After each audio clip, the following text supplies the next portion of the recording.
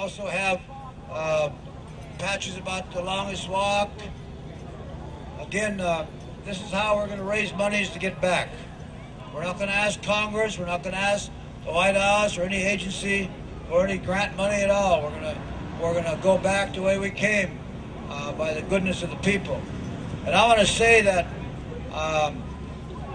the people out there were very generous. They're extremely generous. We'd arrive sometimes late at night, and they will have been waiting for us 6-7 hours, but they did wait. And they provided us with food, lots of food. And then as we began to cross the country, truck drivers were stopping, people were stopping and offering us cases and cases of water. So I know from that beginning, from the very fact that they did that, I know that the people in America are still good. There's still goodness in our people. No matter what this government does, what they commit themselves to do, engaging us in this war or that war, there are still some good people in this country. We crossed 35 native reservations. 35 reservations from California, Arizona, New Mexico, Oklahoma, Louisiana, also in, they're not federal recognized, but state recognized in Alabama, also in North Carolina, Virginia. We met people who are doctors, physicians, lawyers, congressmen, mayors, governors. It was a great walk.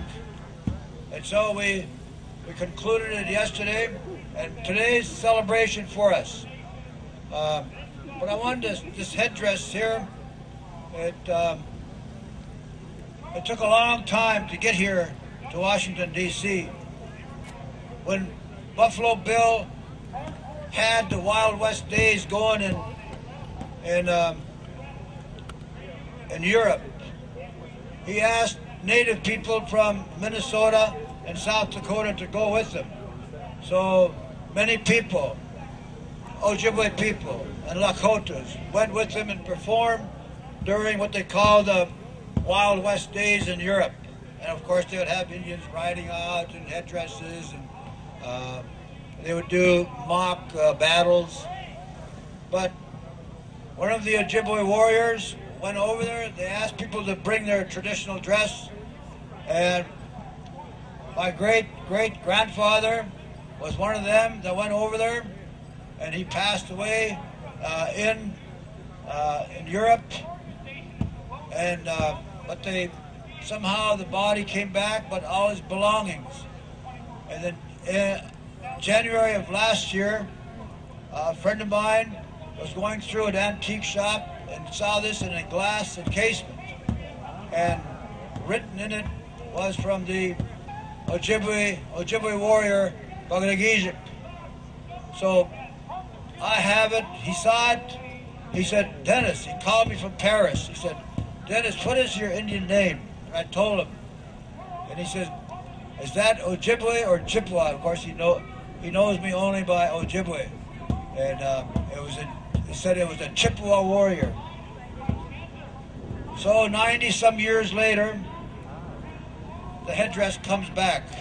And I've chosen this day to wear it, because sometimes you see Native people with headdresses on, they got regalia on, and this is what I wear. Jeans and a t-shirt, and I got running shoes or walking shoes.